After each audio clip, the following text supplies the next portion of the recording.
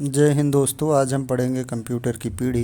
पहली पीढ़ी के computer, first generation computer 1942 to 1955। इस पीढ़ी के कंप्यूटर में वैक्यूम ट्यूब का प्रयोग किया जाता था, जिसकी वजह से इनका आकार बहुत बड़ा होता था और बिजली खपत भी बहुत अधिक होती थी। यह ट्यूब बहुत ज़्यादा गर्मी पैदा करते थे। इन कंप्यूटरों में ऑपरेटिंग सिस्टम नहीं होता था। इसको चलाने वाले प्रोग्रामों को पंच कार्ड में स्टोर करके रखा जाता था, जिसमें डाटा स्टोर करने की क्षमता बहुत सीमित होती थी। इन कंप्यूटर में मशीनी भाषा का प्रयोग किया जाता था। दूसरी पीढ़ी के computer, second generation computer 1956 to 1963। दूसरी पीढ़ी के कंप्यूटर में वैक्यूम ट्यूब की जगह ट्रांजिस्टर ने ले लिया। ट्रांजिस्टर वैक्यूम ट्यूब से काफ़ी बेहतर था। इसके साथ दूसरी पीढ़ी के कंप्यूटर में मशीनी भाषा के बजाय असेंबली भाषा का उपयोग किया जाने लगा। हालांकि अभी भी डाटा स्टोर करने के लिए पंच कार्ड का इस्तेमाल किया जाता था। तीसरी पीढ़ी के कंप्यूटर, थर्ड जनरेशन कंप्यूटर 1964 से 1975। यहाँ तक आते आते ट्रांजिस्टर की जगह इंटीग्रेटेड सर्किट यानी आईसी ने ले ली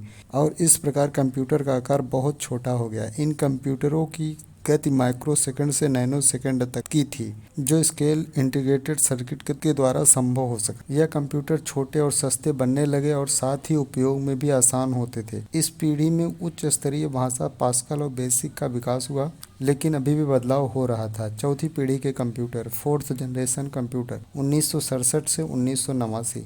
चिप तथा माइक्रो प्रोसेसर चौथी पीढ़ी के कंप्यूटरों में आने लगे थे।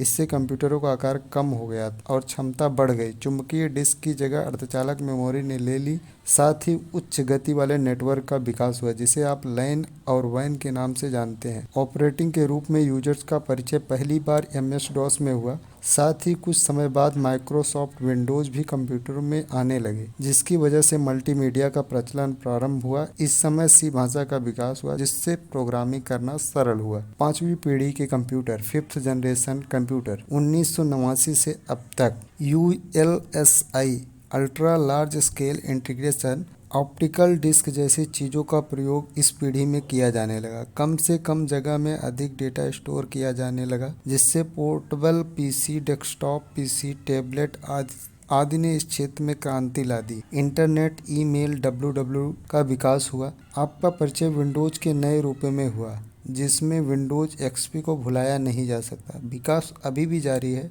आर्टिफिशियल इंटेलिजेंस पर जोर दिया जा रहा है। उदाहरण के लिए विंडोज कोर्टेना को आप देख सकते हैं। आज के लिए बस इतना ही। मिलेंगे नेक्स्ट वीडियो में। तब तक के लिए बाय बाय, सी यू।